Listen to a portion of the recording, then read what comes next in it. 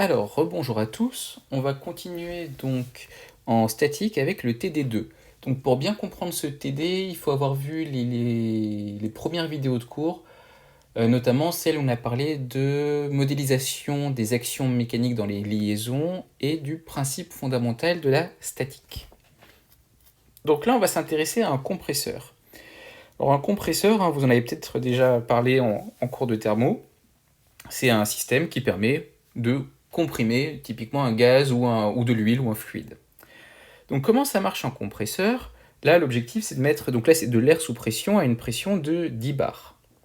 Alors l'idée, c'est que avec un moteur électrique, on va transmettre, hop, on va transmettre un couple à cette pièce, et du coup, ça va faire bouger notre système bielle-manivelle, et notamment, donc quand le système va monter, ça va venir comprimer le gaz qui se situe dans cette chambre.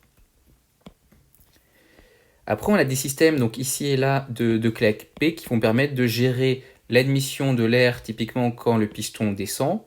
Puis, on va fermer les clapets. Le piston va remonter. Donc là, on va dire qu'il est quasiment en position haute. Et quand le piston est en position haute, on va ouvrir le clapet ici d'échappement pour pouvoir évacuer l'air sous pression. Voilà, donc l'idée, globalement, du système, c'est celui-ci.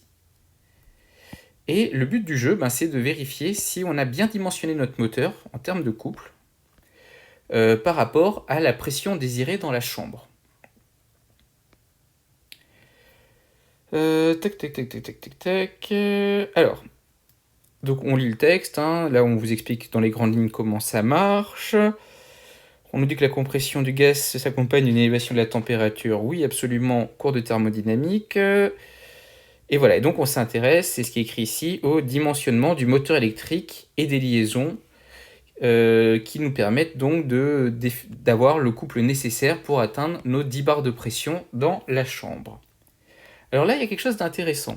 On nous dit que les effets dynamiques sont supposés négligeables devant les efforts dus à la pression de l'air, ce qui permet de considérer les pièces en équilibre quasi-statique. Alors là, ça c'est une justification qui nous permet en fait de nous placer dans le cas de la statique, même si ce n'est pas vraiment un problème de statique. On est en ce qu'on appelle quasi-statique. Alors, c'est-à-dire, on va essayer d'être un peu plus précis. Pour pouvoir faire de la statique, pour pouvoir appliquer le PFS, le principe fondamental de la statique, il faut supposer que notre système est en équilibre, c'est-à-dire que notre système ne bouge pas par rapport au référentiel galiléen du bâti, en gros du sol. Le truc, c'est que là, notre système, il bouge, puisque notre arbre va tourner, on a un système bielle-manivelle, donc notre piston va se translater. Là, ce qu'on dit, c'est que dans l'idée, il se translate suffisamment lentement pour que les effets dynamiques soient négligeables devant les effets, on va dire, statiques. Donc, on va pouvoir faire l'hypothèse qu'à chaque instant, tout se passe comme si on était en équilibre. Encore une fois, c'est une hypothèse fausse, mais comme toutes les hypothèses, sinon ce ne seraient pas des hypothèses.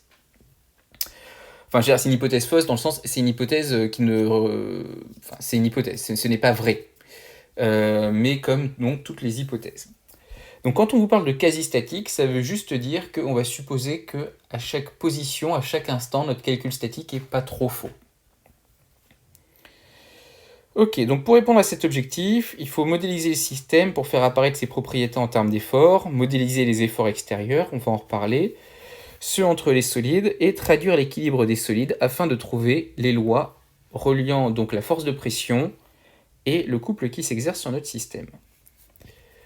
Donc là, on a déjà fait la partie, on va dire, modélisation des actions mécaniques, donc à partir des surfaces, trouver les différentes liaisons, poser un paramétrage. Donc là, toute la partie séquence 4, en gros, je vous la donne. Et donc, on arrive sur ce magnifique système bielle-manivelle qu'on a déjà croisé quelques fois. Et en plus, très sympathique quand même, je vous donne aussi des figures de changement de base, mais on les redessinera, notamment parce que l'angle bêta, moi personnellement, je le trouve un peu grand.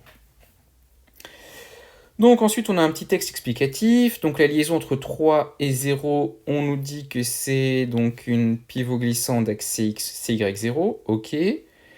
Que la liaison entre 2 et les pièces donc 1 et 3, ça va être des sphériques en A et en B. Ok. Et que entre 1 et 0, on a une pivot d'axe dx0. Ok.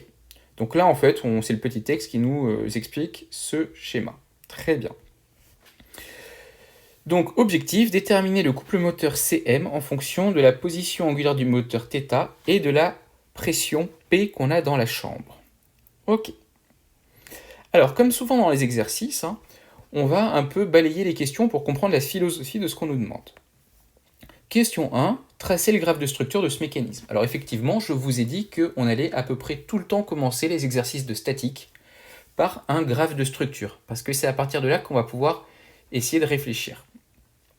Et ensuite, là, on nous propose de faire des isolements, donc isoler 2, isoler 1, isoler 3, et à chaque fois, donc, d'écrire les différents tenseurs d'action mécanique et d'écrire les 6 équations scalaires associées donc au PFS appliqué au système qu'on a isolé. Donc c'est le même raisonnement, 2, 3, 4, 5 à 8 et 9 à 12.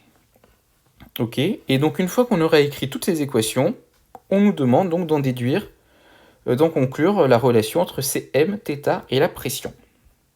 Ok. Pas de souci. Bon, du coup, c'est parti, on va faire ça. Donc, première question, ça va être de tracer le graphe de structure de ce mécanisme.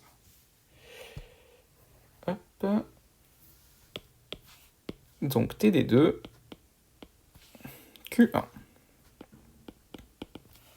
Alors, comment est-ce qu'on fait un graphe de structure? Je vous rappelle, la première étape, c'est déjà de faire un graphe de liaison. Alors, graphe de liaison, on commence à en avoir fait des paquets, donc je pense que vous maîtrisez la méthode.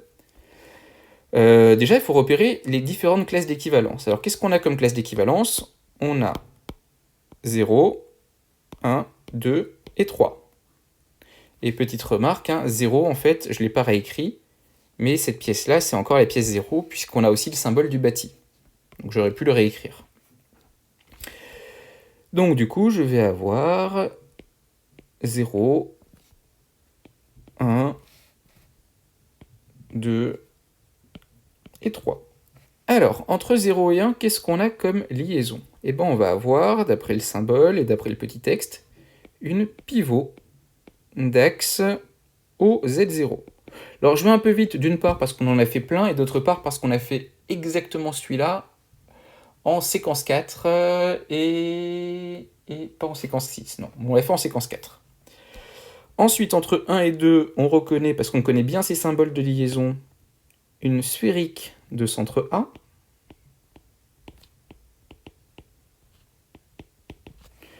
Entre 2 et 3, on reconnaît là encore une sphérique, mais cette fois-ci de centre B. Et entre 3 et 0, on a une pivot glissant. Attention, on voit bien le trait qui passe à travers, c'est pas une glissière. Donc une pivot glissant, c'est défini par son axe, donc d'axe typiquement c'est Y0. Ok, donc là j'ai fait un graphe de liaison, alors pas encore complètement, puisque moi je vous ai dit déjà dans le graphe de liaison de bien représenter le bâti. Et maintenant, on va essayer de passer du graphe de liaison au graphe de structure. Alors, qu'est-ce qu'on a comme action mécanique qui s'exerce sur notre mécanisme ou dans notre mécanisme, en plus des actions mécaniques de liaison? Alors, première petite remarque, dans le texte, on ne nous a pas du tout parlé de la pesanteur. Donc, alors, je l'ai vu un peu vite, mais je présume qu'on suppose que la pesanteur ne va pas vraiment nous intéresser ici. Sinon, on aurait eu la pesanteur a priori sur chacune des pièces. Ok. Ensuite, on a le couple moteur. Alors le couple moteur, il s'exerce sur quelle pièce? Qu'est-ce qu'on nous écrit déjà sur le couple moteur? C'est marqué où?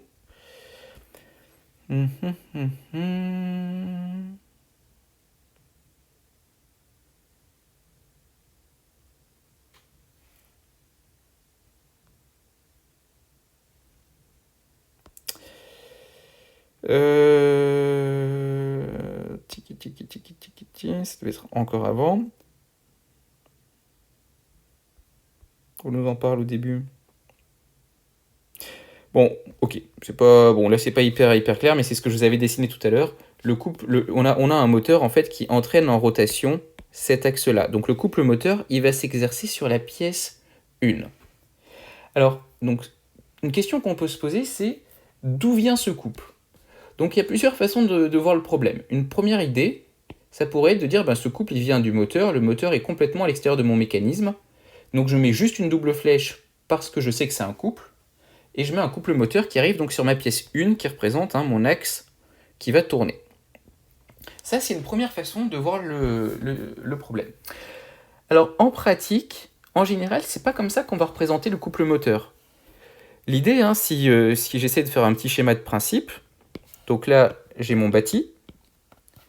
Là, j'ai mon arbre, j'ai l'arbre 1, donc qui est entraîné par le moteur.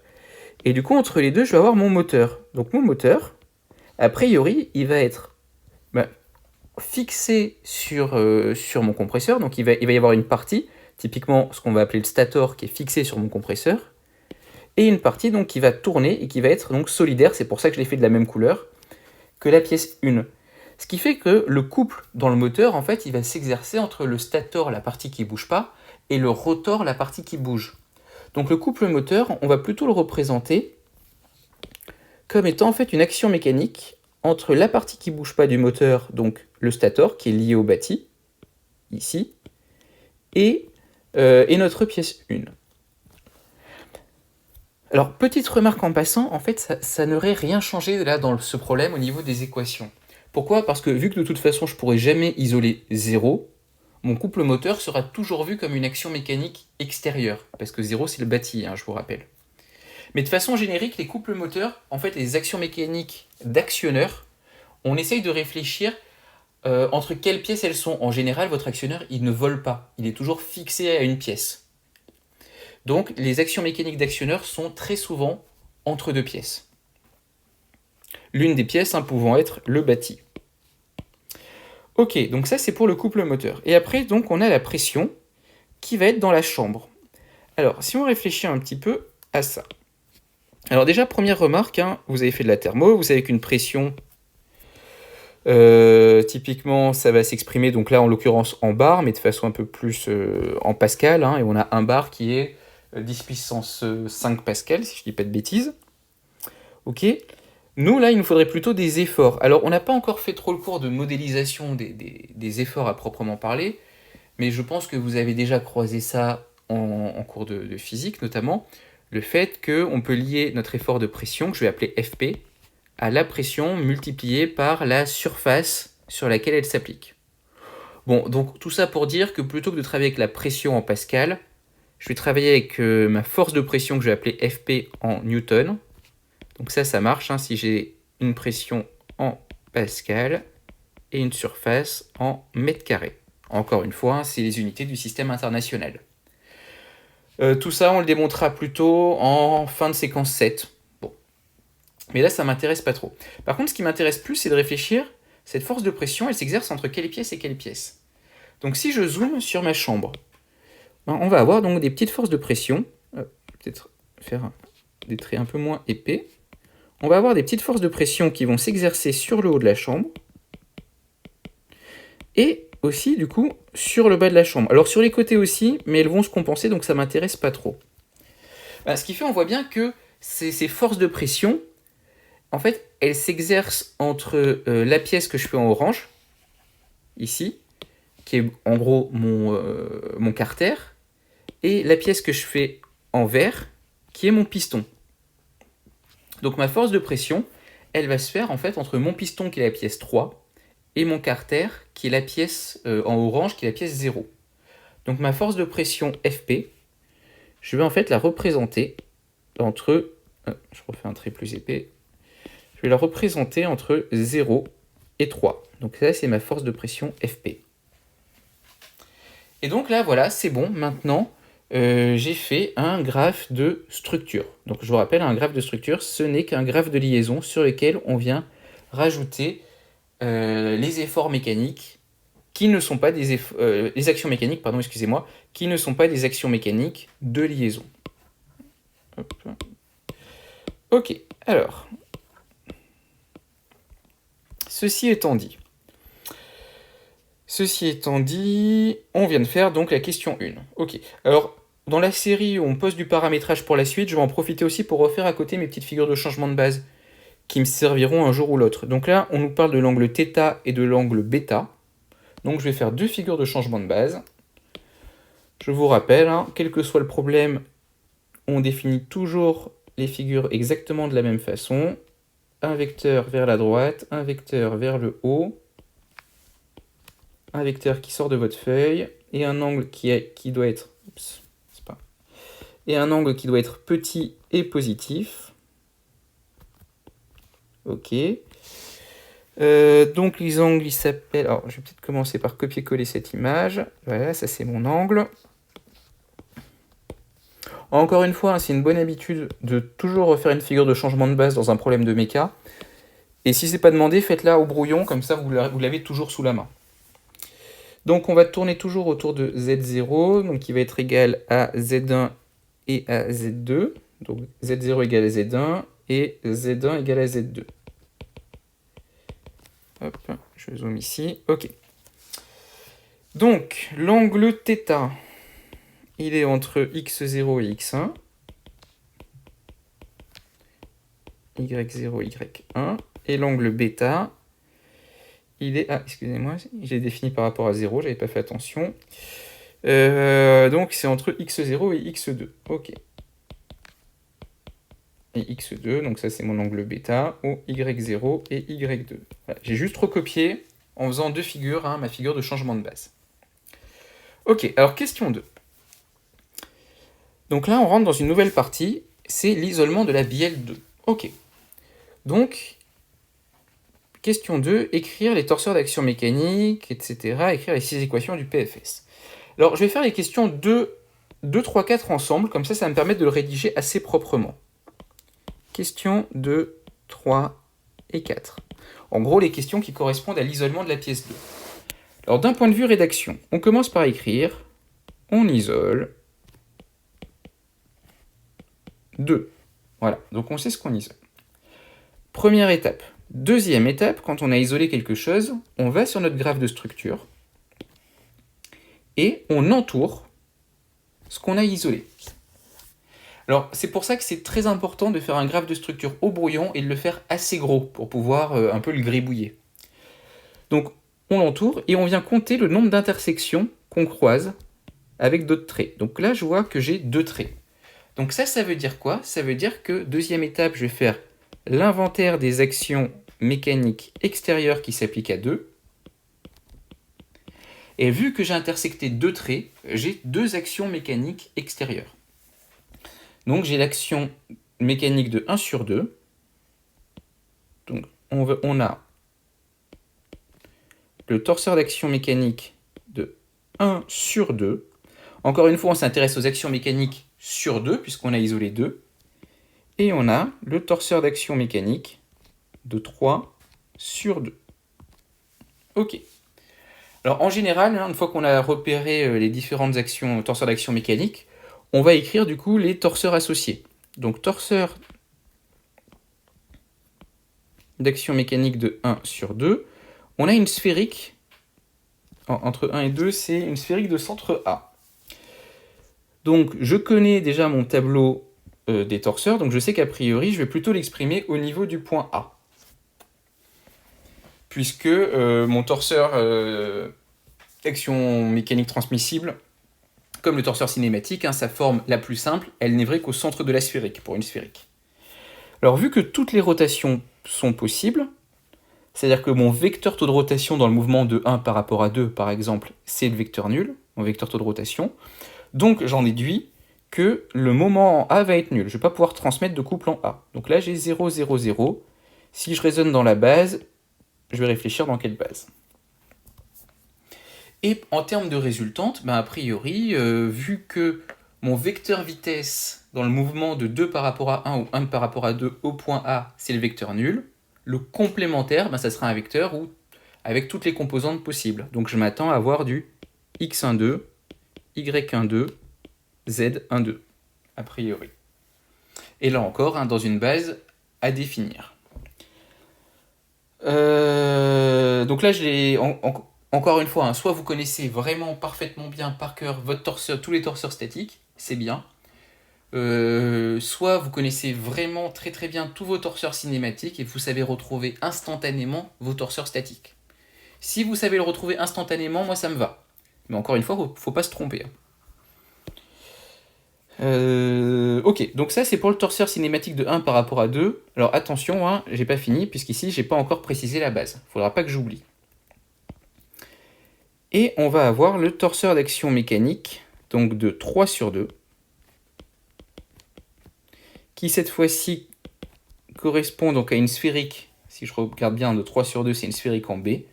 Donc ça va beaucoup ressembler, hein, on va avoir du X32, Y32, Z32.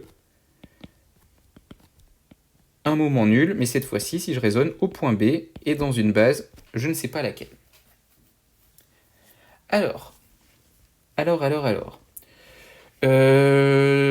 On va commencer à réfléchir aux bases. Est-ce qu'il y a une base qui a l'air d'être plus intelligente que les autres? Alors, ce qui est sûr, c'est que pour appliquer le principe fondamental de la statique, hein, on va devoir s'intéresser aux actions mécaniques de l'extérieur sur 2. C'est-à-dire, en fait, à l'action mécanique de 1 sur 2, plus l'action mécanique de 3 sur 2. Donc, il va falloir sommer ces torseurs. Pour sommer ces torseurs, il faut qu'ils soient exprimés dans la même base et au même point.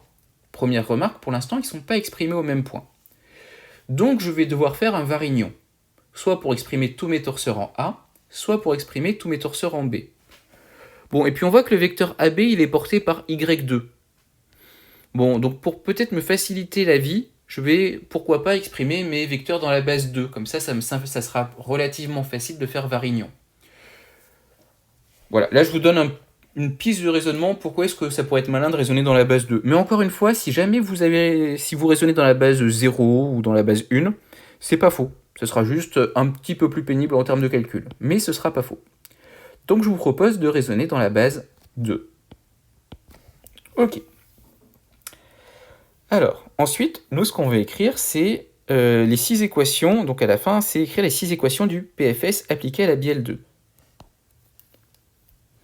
Donc, on va appliquer le principe fondamental de la statique. Donc, en tout cas, il faut, première étape, exprimer tous les torseurs au même point. Puisque, donc, ce qu'on veut, c'est, on applique le PFS. Hop là, pardon. On applique le ça s'écrit plus. Le PFS à 2. Et il faut choisir un point. Donc, alors, je vous propose le point A. On aurait pu faire le point B, hein, c'était complètement symétrique. Donc on va faire le PFS en 2, appliqué au solide 2 au point A. Donc ça veut dire, première étape, c'est qu'il va falloir exprimer le torseur d'action mécanique de 3 sur 2 au point A. Donc on va avoir le moment de l'action mécanique, le moment A de l'action mécanique de 3 sur 2. Alors, je vais écrire, il faut connaître. Bon, je vais écrire de façon un peu formelle hein, pour commencer. Donc ça veut dire quoi? Ça veut dire que, que le torseur de 2 barres, donc tout ce qui n'est pas 2 sur 2, est égal au torseur nul. Ce qui veut dire que le torseur, donc qu'est-ce qui s'applique sur 2? On a 1 sur 2 plus le torseur de 3 sur 2, ça doit être égal au torseur nul. Encore une fois, c'est là que c'est important de bien avoir fait un inventaire des actions mécaniques pour, dans cette somme-là, ne pas oublier de torseur d'action mécanique. Ok. Donc, torseur mécanique de 1 sur 2 plus torseur mécanique de 3 sur 2. Donc ça veut dire qu'il nous faut... Donc si je l'écris maintenant sous forme vectorielle, donc ça c'est équivalent à dire que la résultante de 1 sur 2 et le moment en A, vu que j'ai dit que le PFS, je faisais en A, de l'action mécanique de 1 sur 2, plus la résultante donc de 3 sur 2, et donc ça c'est pour la résultante, et pour le moment c'est le moment en A de l'action mécanique de 3 sur 2, au point A, du coup, c'est égal à vecteur nul en résultante, vecteur nul en moment, si je raisonne au point A. Ok, donc là, j'ai bien écrit mon principe fondamental de la statique, au point A, appliqué à mon solide 2. Alors, les résultantes, je les connais, c'est pas un souci. Par contre, le moment A de l'action mécanique de 1 sur 2, je le connais, hein, c'est ce vecteur-là. Par contre, je ne connais pas le moment en A de l'action mécanique de 3 sur 2, parce que moi, je connais le moment, pour l'instant, juste au point B. Donc là, ce qu'il va falloir que je fasse, c'est déterminer ce moment. Donc avec le moment en A de 3 par rapport à 2, qui est égal à quoi? Alors, pour déterminer ce moment, je vais pouvoir, en fait, utiliser Varignon. Je vous rappelle que quand on utilise Varignon, c'est forcément dans un seul et même torseur. Donc là, dans le torseur de 3 par rapport à 2. Donc 3 par rapport à 2. Est-ce qu'il y a un point dont je connais le moment? Bah oui, je connais le moment au niveau du point B. Donc je vais dire que c'est le moment en B de l'action mécanique de 3 sur 2 plus AB, produit vectoriel, la résultante de l'action mécanique de 3 sur 2. Ok. Alors, bon, là, vu que j'ai commencé à tout noter en colonne, je vais faire le calcul en colonne. Donc, le moment en B, c'est le vecteur nul, pas de souci. Alors, que vaut AB? Si je reprends le sujet, hop, AB, on nous dit que c'est LY2. Donc, si je raisonne dans la base 2, ça va me faire 0, L0. Donc, ça, c'est exprimé dans la base B2. Produit vectoriel, R3 sur 2, et R3 sur 2, je l'ai bien écrit effectivement dans la base B2, hein, donc ça me permet d'être un petit peu plus efficace dans mes produits vectoriels, et je vais avoir donc du X32, Y32, Z32.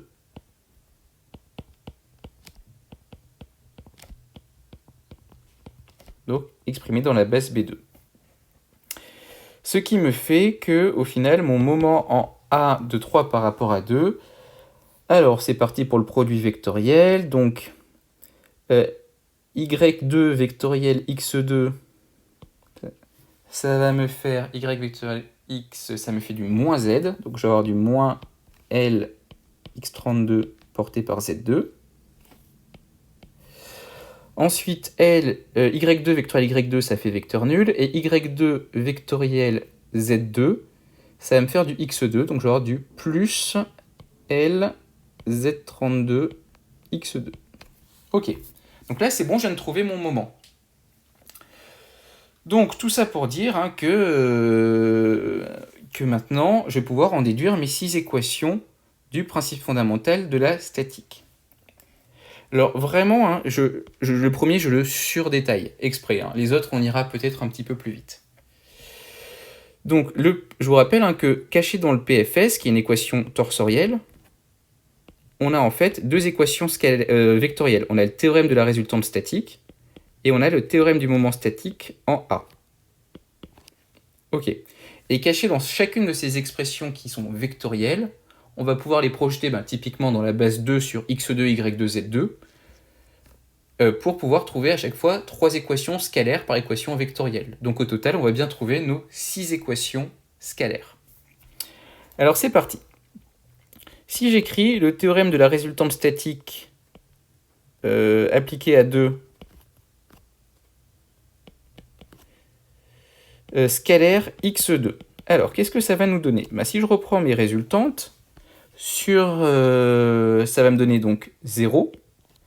0, hein, il vient juste celui-là pour fixer les idées. C'est la composante suivant x2 de ce vecteur nul. Qui va être égal à quoi? Qui va être égal aux composantes suivant x2 de mes différents torseurs, de mes différentes résultantes de torseurs. Donc x12 plus x32. Ok, donc là, ça me donne une première équation statique que je vais appeler petit a.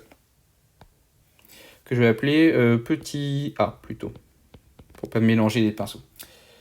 Ok, maintenant la même chose, théorème de la résultante statique appliquée à 2 scalaire y2. Donc ça va me donner 0, toujours, qui est égal à, donc je prends les composantes cette fois-ci de ma résultante, mais suivant y2, et donc je fais la somme, et je vais avoir y12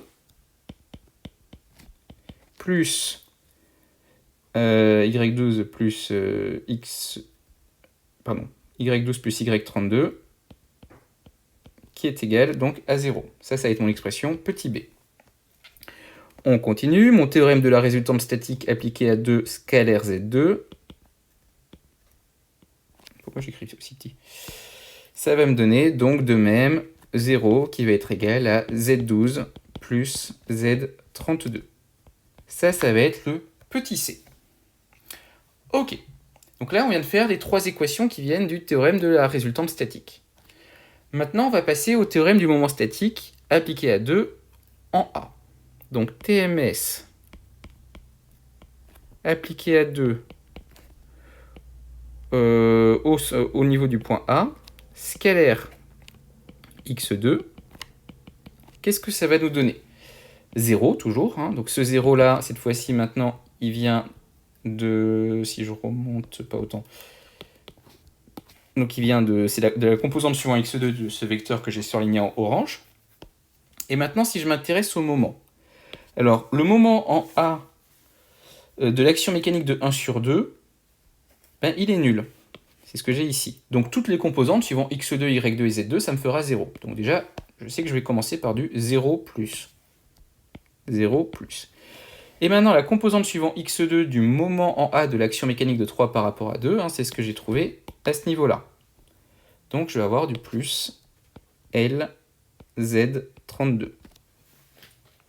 Ok, donc ça c'est mon expression petit d. On continue. Théorème du moment statique en A scalaire y2. Donc ça va me faire de même 0 égale 0 plus, alors cette fois-ci la composante suivant y2 du moment en A de l'action mécanique de 3 sur 2. Cette fois-ci, c'est la deuxième composante, c'est 0. Donc là j'ai une équation 0 est égal à 0. Tiens, on en reparlera un peu plus tard, la semaine prochaine à mon avis, de ce genre d'équations qui peuvent apparaître de temps en temps. Et on continue. Donc théorème du moment statique appliqué à 2 en A, suivant cette fois-ci Z2. Ça va nous donner 0 est égal à 0 plus. Donc la dernière composante du moment en A de l'action mécanique de 3 par rapport à 2, c'est moins L. Pardon, c'est moins L x32. Donc globalement, ici on va avoir du moins L x32. Ok, donc là j'ai mes équations A, B, C, D, E et F. Et j'ai bien trouvé 6 équations scalaires. Ok, donc là c'est bon, on vient de faire le boulot. Pour les questions 2, 3 et 4. Alors, je vous rappelle la technique. Hein. Première étape, on isole quelque chose. Donc c'est mes différents points. Hein. Première étape, on choisit ce qu'on isole. Donc là, c'est soufflé dans le sujet. On vous dit d'isoler 2, puis d'isoler 1, puis d'isoler 3. Deuxième étape, on entoure ce qu'on a isolé. Et on compte le nombre d'intersections sur le graphe de liaison avec des traits. Ensuite, on écrit du coup les différents torseurs. On fait donc ce qu'on appelle l'inventaire des actions mécaniques extérieures. Donc on va écrire les différents torseurs, là où ça nous semble le plus facile, des actions mécaniques extérieures, donc là à 2. Ensuite, on choisit en quel point on va devoir faire notre principe fondamental de la statique. Et du coup, il va falloir déplacer l'ensemble des torseurs avec des formules de Varignon au niveau du point considéré. Et après, il ne nous reste plus qu'à écrire que le théorème de la résultante statique projeté donc sur les différents vecteurs de base et le théorème du moment statique au point considéré projeté sur les différents vecteurs de base, et on va trouver à chaque fois 6 équations scalaires. Donc là on l'a fait pour la BL2. La suite c'est de le faire pour l'arbre 1 et pour le piston 3. Alors pour l'arbre 1, je vais juste vous aider à lancer le truc. Et après, je vais vous demander de le faire pour le prochain cours et je vous ferai une petite vidéo de correction des questions 5 à 13 à regarder la prochaine fois. Alors, pour l'arbre 1, donc même méthode. Donc cette fois-ci, je change de couleur pour ne pas me mélanger les pinceaux. Je vais isoler 1. Donc quand on va isoler 1, qu'est-ce que ça va changer? Alors, hop, je vais peut-être juste écrire. Donc, ces questions, on a dit 5 à 8. Question 5 à 8. Donc, première étape, c'est dire ce qu'on isole. On isole, donc on nous a dit d'isoler 1. Deuxième étape, sur le graphe de structure, vous entourez ce que vous isolez et vous comptez le nombre d'intersections avec des traits. Donc 1, 2, alors c'est une double flèche mais ça compte que pour un trait. 2 et 3. Ok, donc là dans mon inventaire des actions mécaniques extérieures, combien je vais en avoir? Je vais en avoir 3. Donc c'est parti. On fait l'inventaire des actions mécaniques extérieures à 1. Et on va avoir donc le torseur d'action mécanique de 0 sur 1. Donc on nous a dit que c'était une pivot, si je reprends, c'est une pivot d'axe OZ0. Donc ça, on va pouvoir en déduire, du coup, on va pouvoir en déduire l'expression du torseur, je vous laisse y réfléchir, etc. On a du coup le torseur d'action mécanique de 2 sur 1.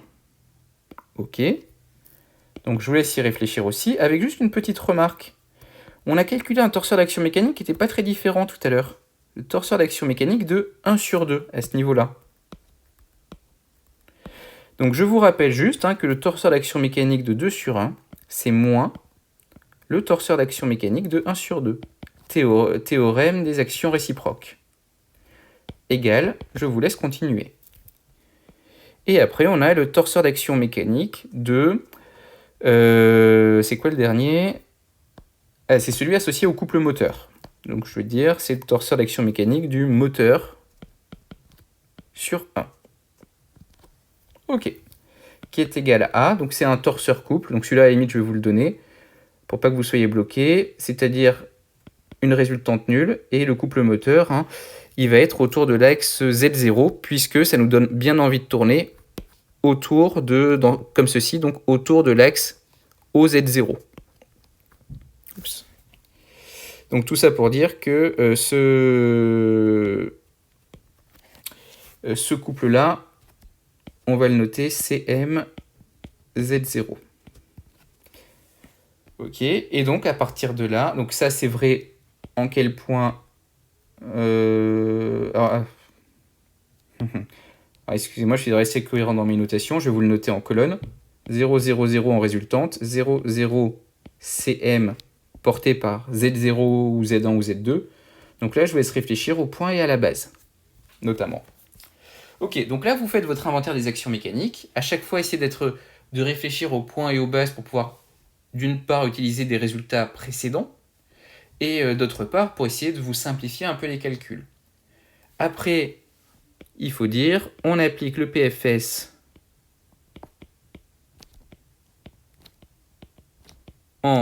je vous laisse réfléchir en quel point. Vous faites vos formules de Varignon pour déplacer tous vos torseurs. Vous écrivez du coup les différentes composantes du théorème de la résultante statique et du théorème du moment statique. Et vous devriez trouver 6 nouvelles équations. Ça, c'est les questions 5 à 8.